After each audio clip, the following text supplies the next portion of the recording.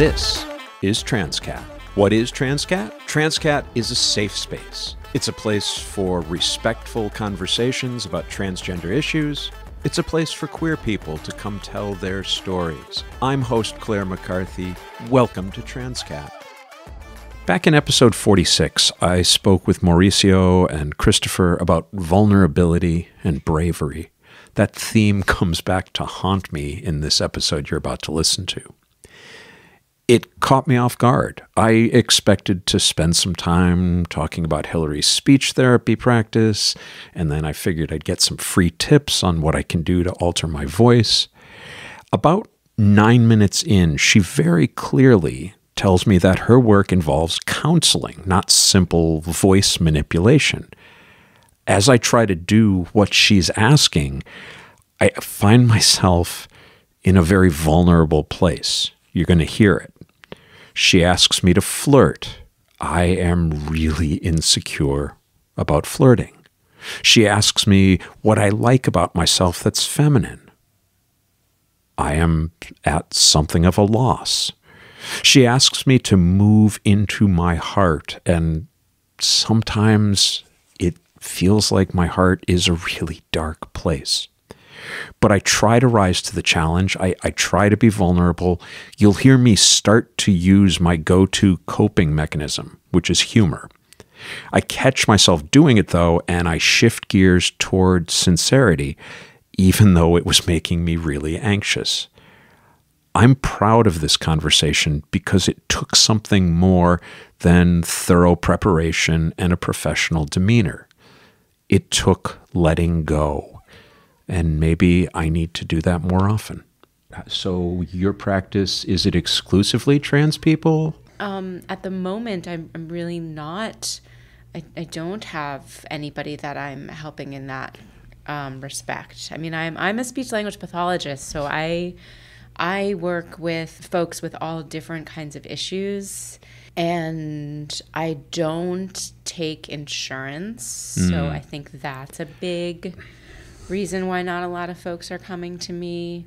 I have a sliding fee scale, so I tell folks, and I have done pro bono work before, and that's one of the reasons why I'm really appreciative of this opportunity to get the word out about what I do, because I do work differently than a speech pathologist you might find in a clinic. Well, let's back up just a step, of course, and have you introduce yourself. Yes, and then let's talk more about that.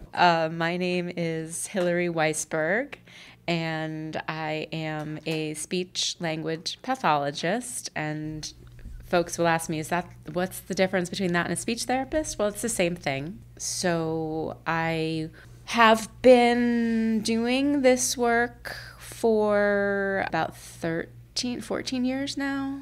So what sorts of folks go to a speech pathologist, other than trans people? Great question.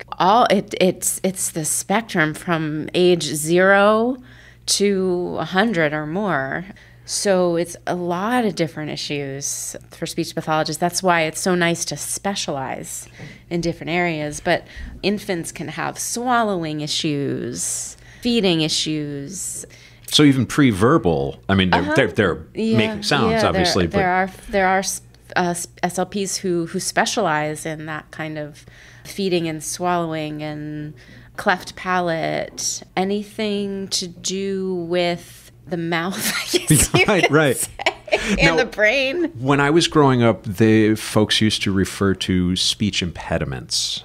I don't know if that's an incorrect term anymore, but things like, lisps or stutters, do folks like that seek your help? Yeah. I do work with kids. So I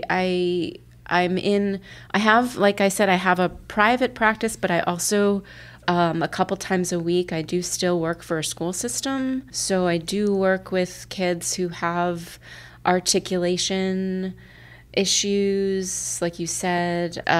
Stuttering is more of a fluency issue, but that and language. So there's a difference between speech, language.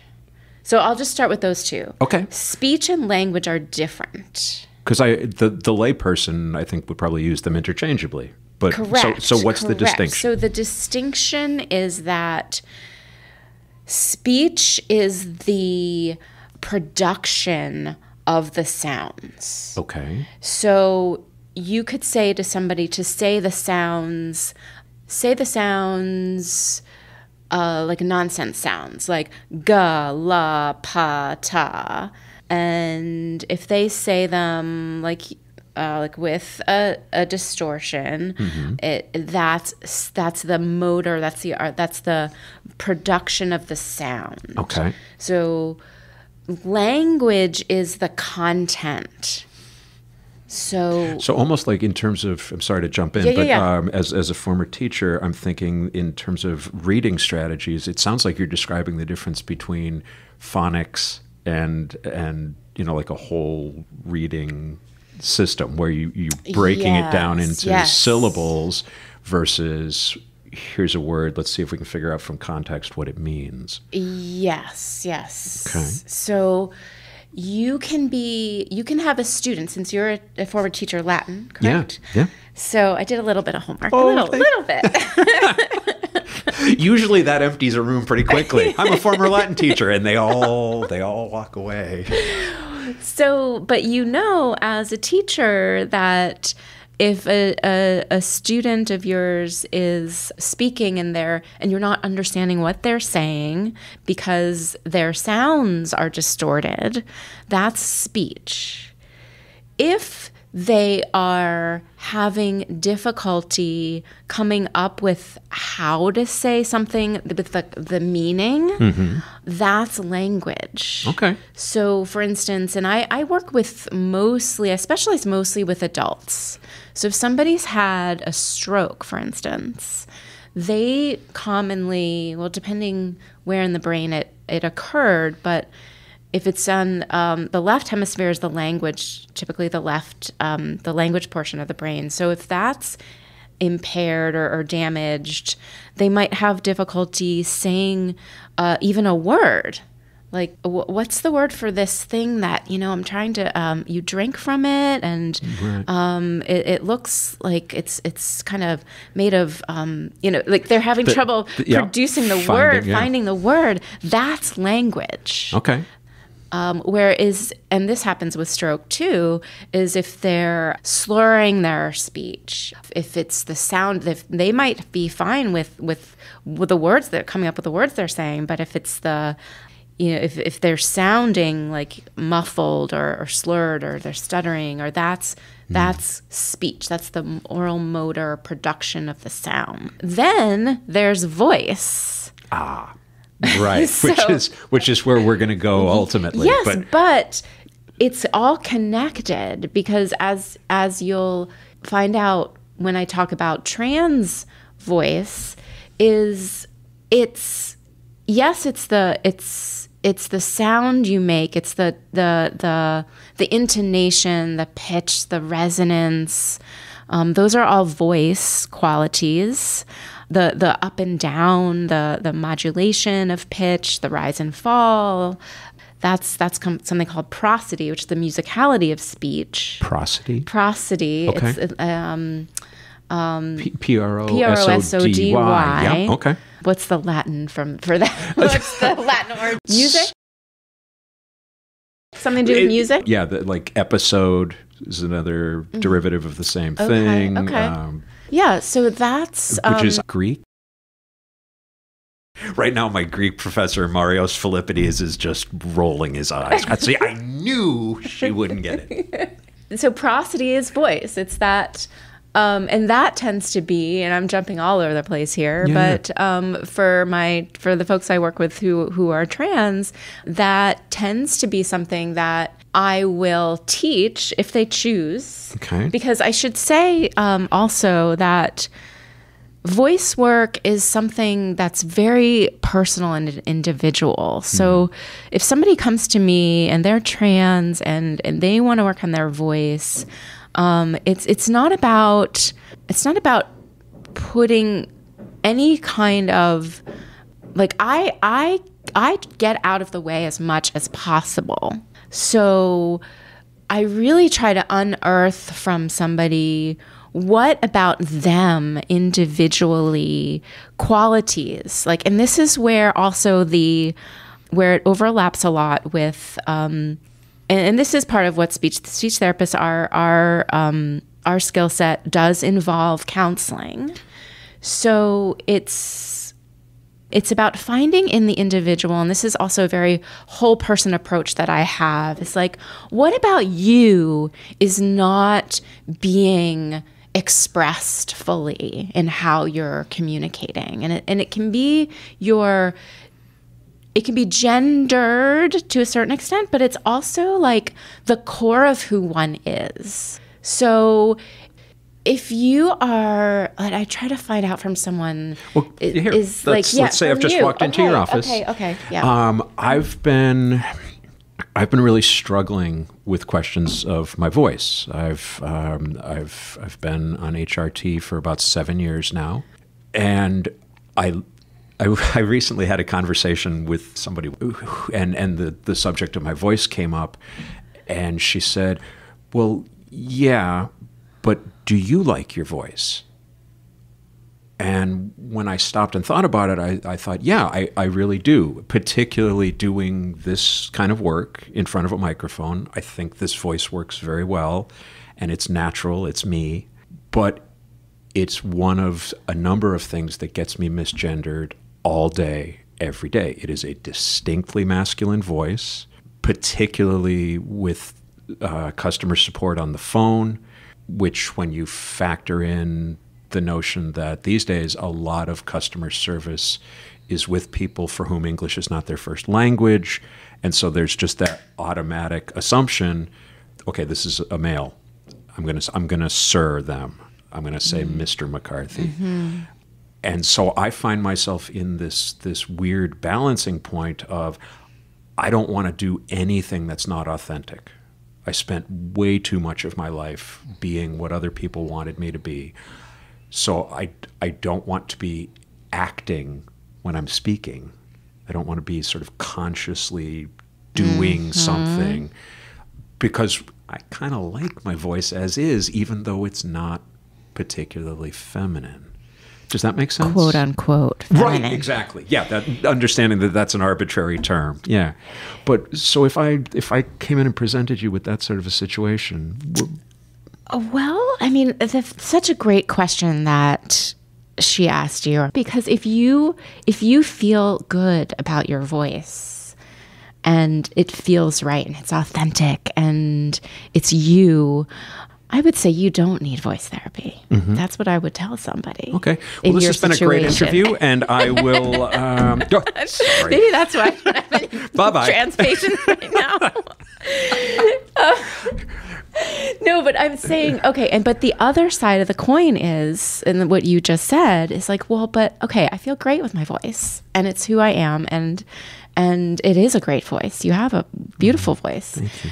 But then there's that issue that you mentioned of when you're on the phone and you're misgendered, but you don't want to be putting on something that feels fake. Yeah. And no one wants to do that. And yeah, that feels horrible. Well, when I first came out, I was still teaching, and I wanted to be that authentic person in front of the classroom as well. I didn't want my students getting lost in some sort of artifice that I was creating for me to be trans. And I thought, you know what? I think the voice is one step too far. I think I'm asking a lot of them to come along with me on this. Why don't I just leave the voice alone and let them hear what they already know and be reassured, whether they like me as a teacher or not. At least they know what that quantity is. And I kind of put it off at first. But now that I'm out of teaching, every now and then I think, well, maybe you should. So here's what I would do with you if you came to me and we worked together.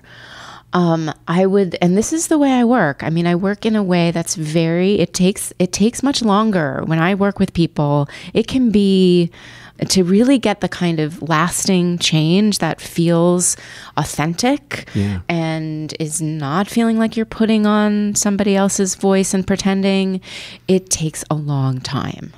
because it's an integration of a subtle integration of a new way, a new pattern of speaking, a new very subtle changes that you work into your already authentic vocal mechanism. Right. I would say let's make a little change. Let's start with something little like prosody, like what I said, and we'll go into this. So I'll do that with you now if you want. Yeah, please. So one of the things that tends to be, and I do try to stay away from stereotypes, but it is more of a general thing that women, and I'm doing a little bit more of it now to show you.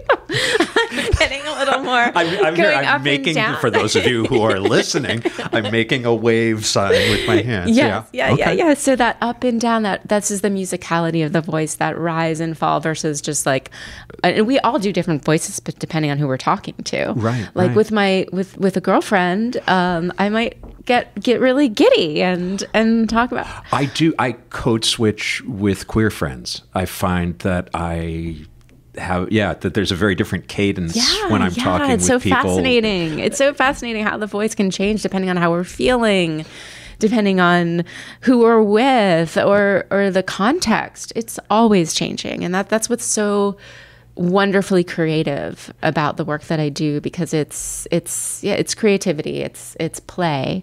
And so we would play with that. We would say, okay, let's do that now. Let's bring a little bit more playfulness, a little bit more prosody, a little bit more maybe flirtiness. Okay. But it's still you. It's going to be you in that kind of situation. We can role play. We can just like have something. And I come from an acting background. Okay. So I was going to ask about that. I want us to keep going on this track, but about the difference between that using that tool on the stage, using your voice to get into a character, to express certain things, versus what we've been talking about, which is moving towards something more authentic. Oh, but you are. You are. Should I tell the listeners what you're doing? You just kind of doing like my little dance. You are mistaken, my dear. Please tell me. Authenticity. So an actor is not pretending. An actor is being a good actor. When you see good acting, they are being authentic in they're being truthful, I should say, truthful and authentic, and that's why you believe them in imaginary circumstances.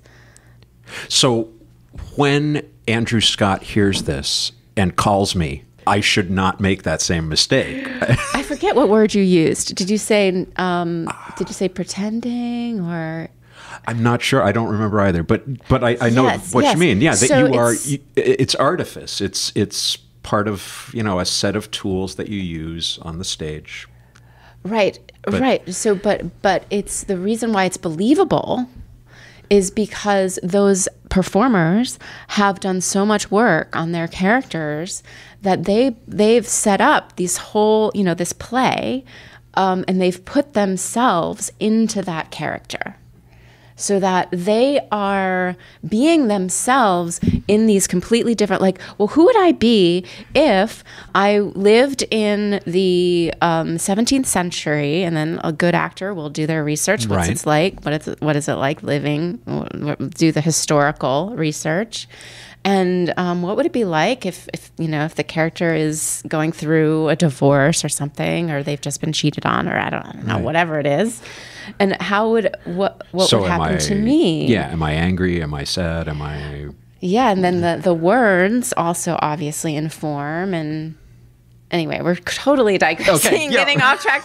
But this is where the voice is so it's what's the word for figurative? It's not just the literal or the voice as it's the mechanics of the voice, but it's what's underneath the voice too. Okay. It's what's coming across almost in subtext, I guess, or okay. So let's get back to you and I. If you were enough we were about working you. Together. Let's talk more about me. No, that I might say. let's try to bring, because what I've heard you, because I've listened to some of your podcasts, and you have a very so you're in your business mode. You're the interviewer. So I would say, well, what does Claire sound like when she is having coffee with a girlfriend? And let's bring a little more playfulness, a little more fun into your voice. Let's bring some rise and fall of pitch, that prosody, that musicality. I should say, yes, before we start playing with this, that this friend that I've been talking to is because she's going to be the guest on my 50th episode. So I've already recorded with her. But when I first came out, I tried to imitate that cadence of hers because it's unique, and there's a musicality to it that I love. It makes me feel really comfortable and warm when I listen to her, and I couldn't do it. I was like, I don't know how to do what she's doing. Okay, so this is great. So this is an opportunity right now to see if we can bring that out a little bit in you. I might take some text.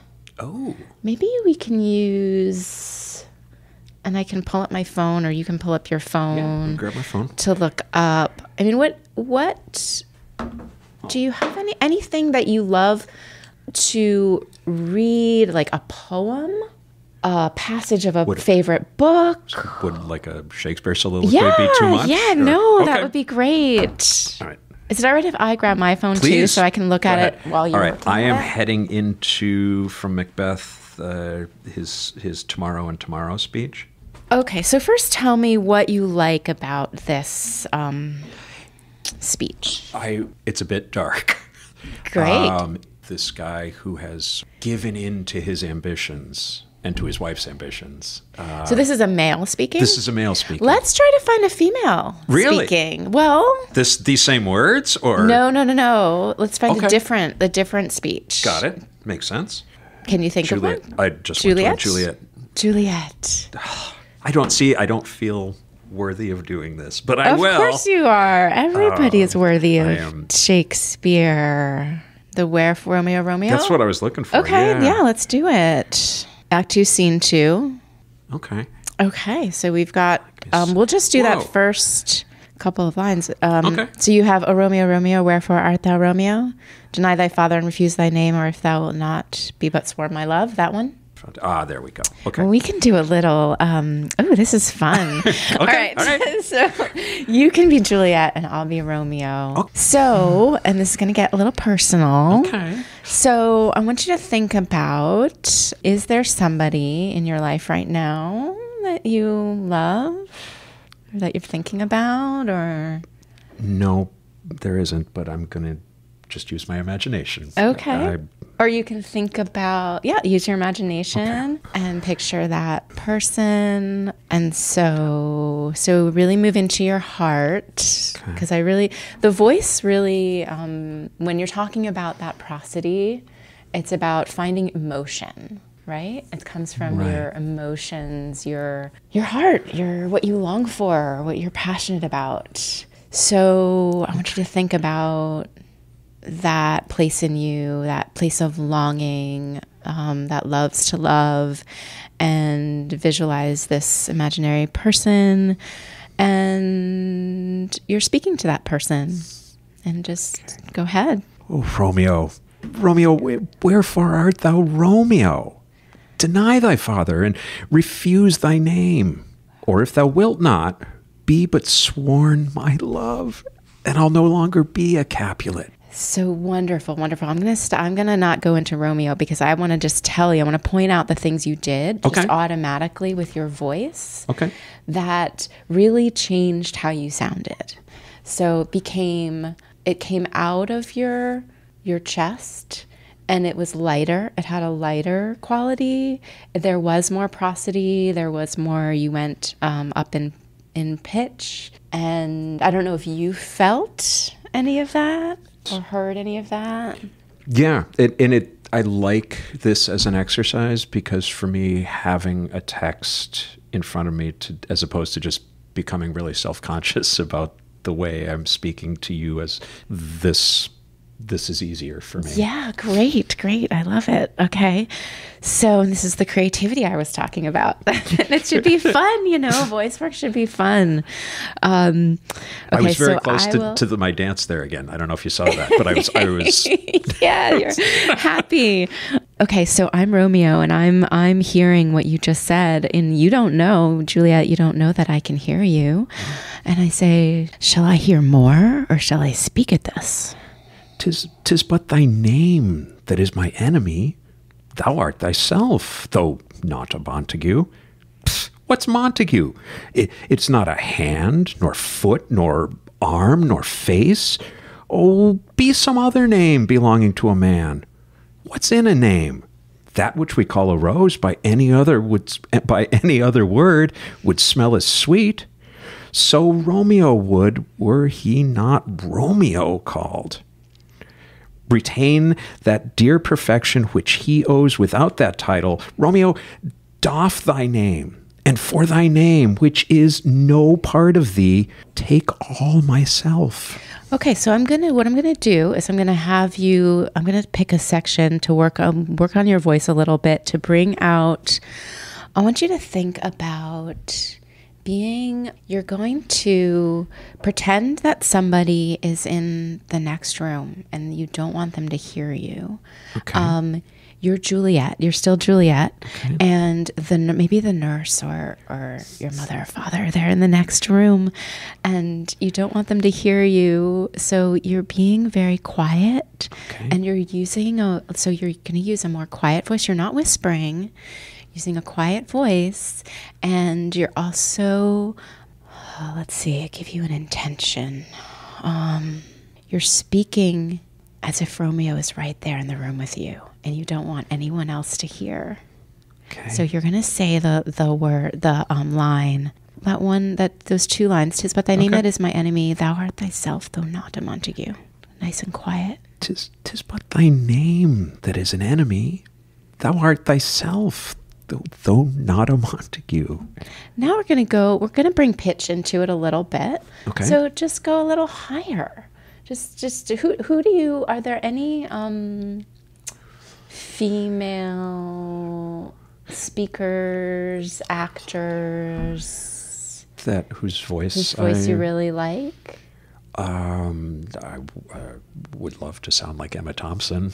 Okay. But I don't have any framework for what that would be. I just love her voice. So think of her as you're speaking, and not becoming her, but bringing what the essence of who she is, her qualities, her whatever it is you like about her.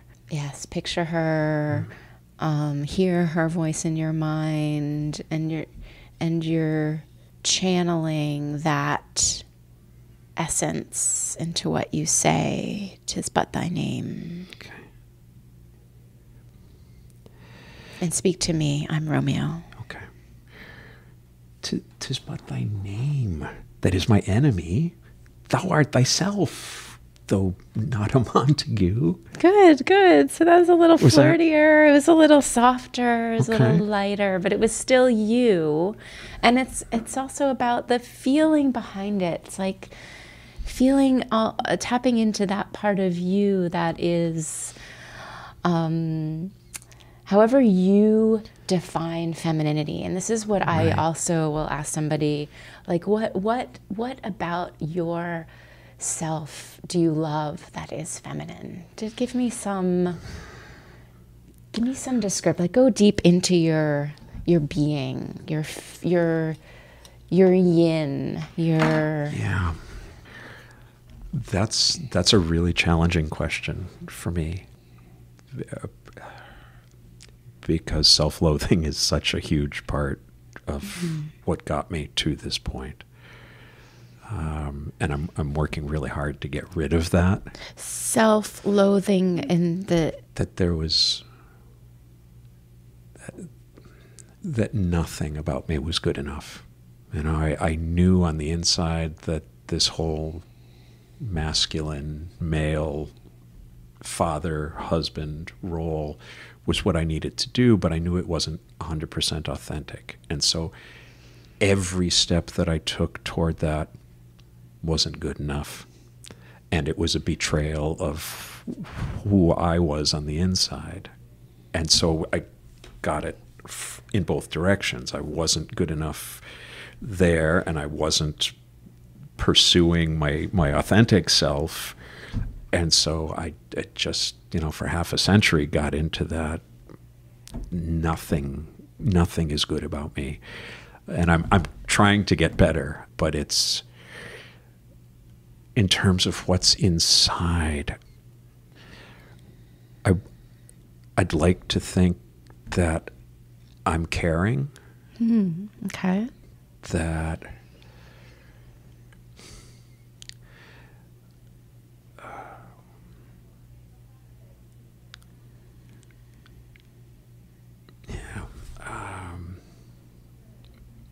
I would like to think that I'm smart. Mm-hmm. This does feel a lot like being back in therapy. I play this little game with myself when I'm in the car that I call narcissist radio. And I take love songs and I swap the first and second person pronouns. And it's a way of tricking myself into saying something nice about myself. Sometimes that's the only way I can get even close to saying anything nice about myself. Mm-hmm. So I know that's not where we really wanted to go with this, but this is what the work is. And it is an impediment towards being who I want to be. Because, and I was kind of afraid when we started doing voice work together, that I would just get so frustrated with not being able to do it right, that it would lock me up.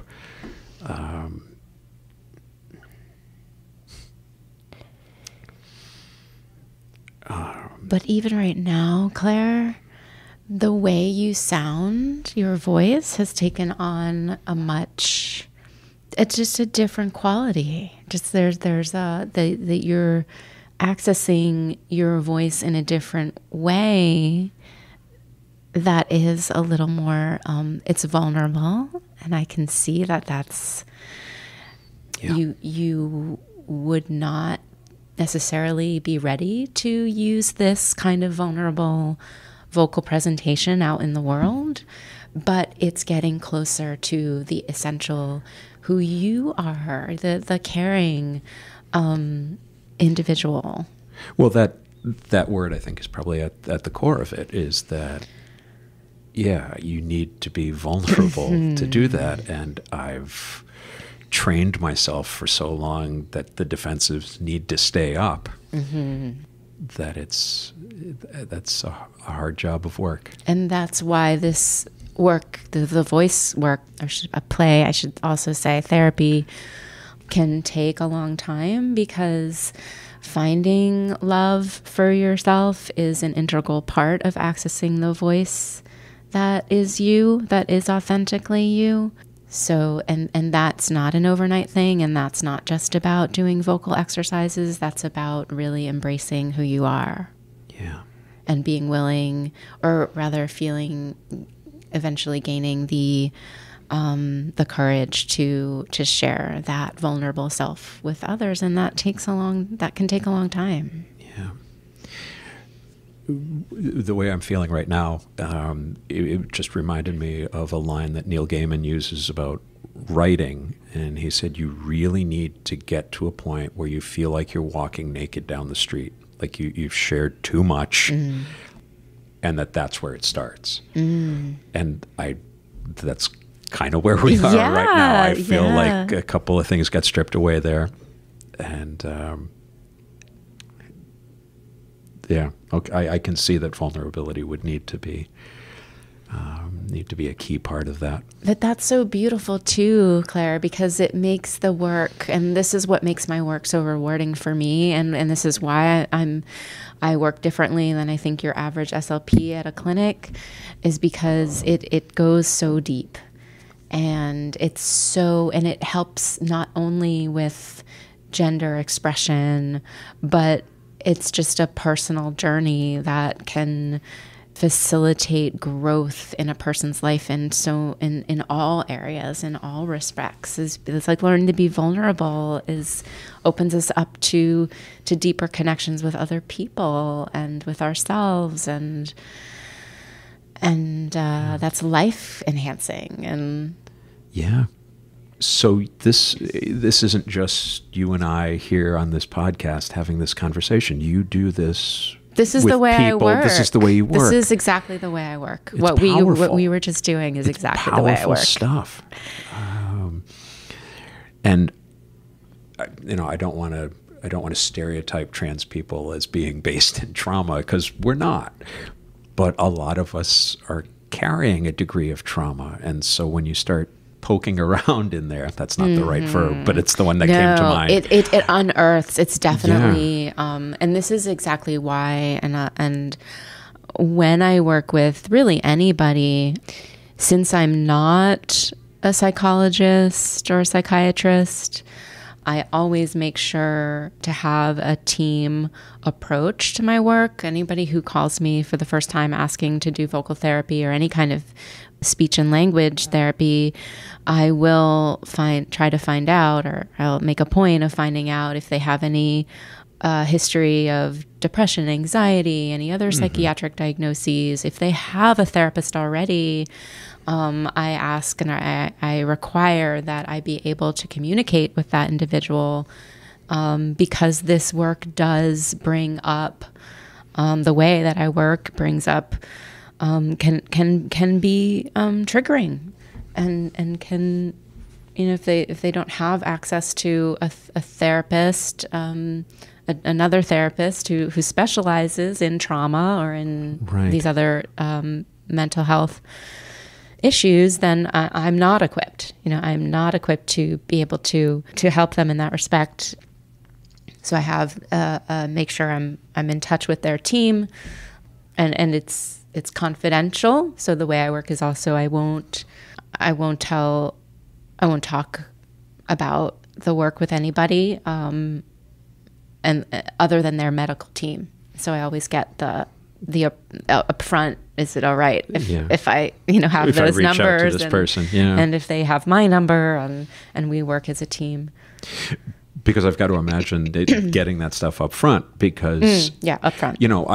I walked into this room thinking I'll just we'll play with the voice a little bit, and suddenly we were going to some really serious places, and I imagine that for a client coming in, the initial is sort of, yeah, I can handle that. Let's go. Let's do the work. And then once you get into the work and find out that it involves opening yourself up and being more vulnerable, that's at a point where it might be too late to ask for the so supporting I always phone do numbers. At the beginning. Yeah, it's so important to keep everybody safe. Yeah, because as you know, there's a high incident, unfortunately, of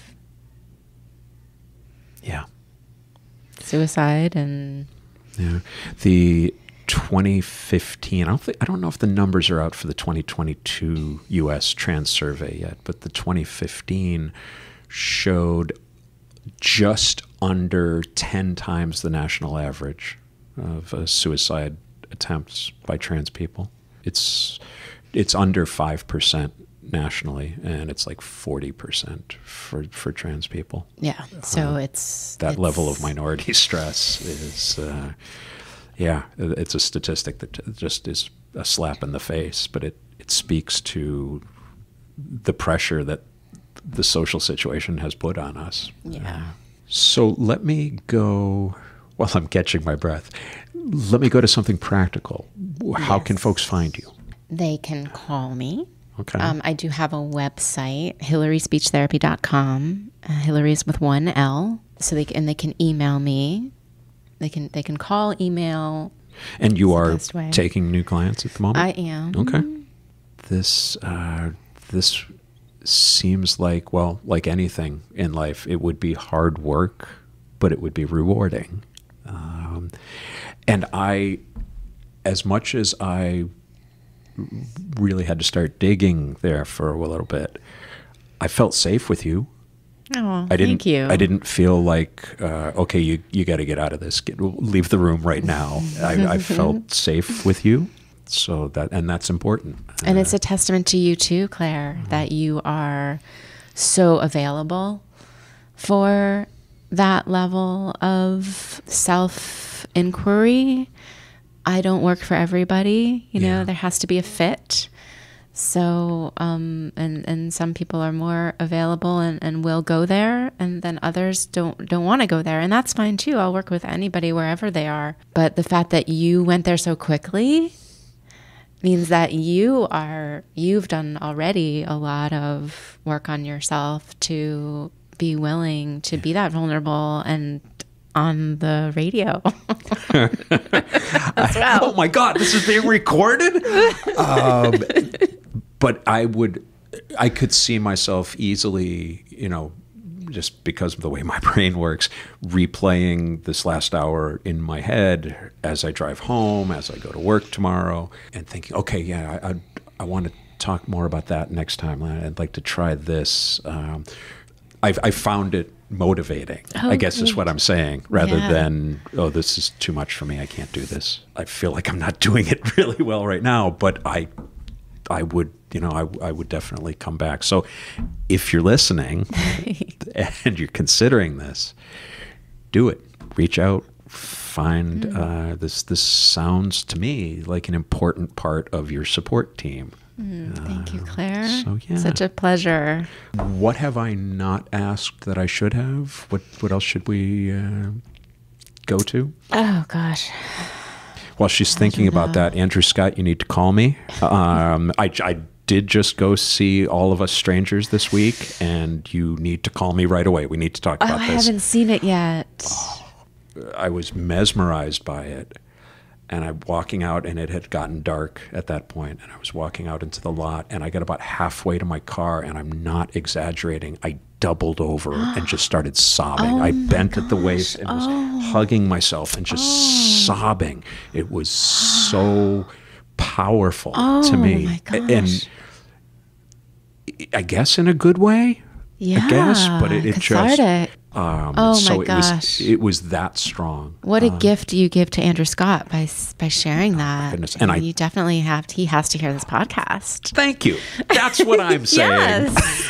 And it would be a gift to him to hear what you just said, honestly, as an actor myself. I mean, to think that you touch somebody that profoundly with your performance is like, that's the highest compliment one could receive as a performer. And the best way to deal with that compliment is to reach out to me. Exactly, this week, Andrew. I'm sorry. Now that I've finished fangirling. Anything else we should talk about, Hilary?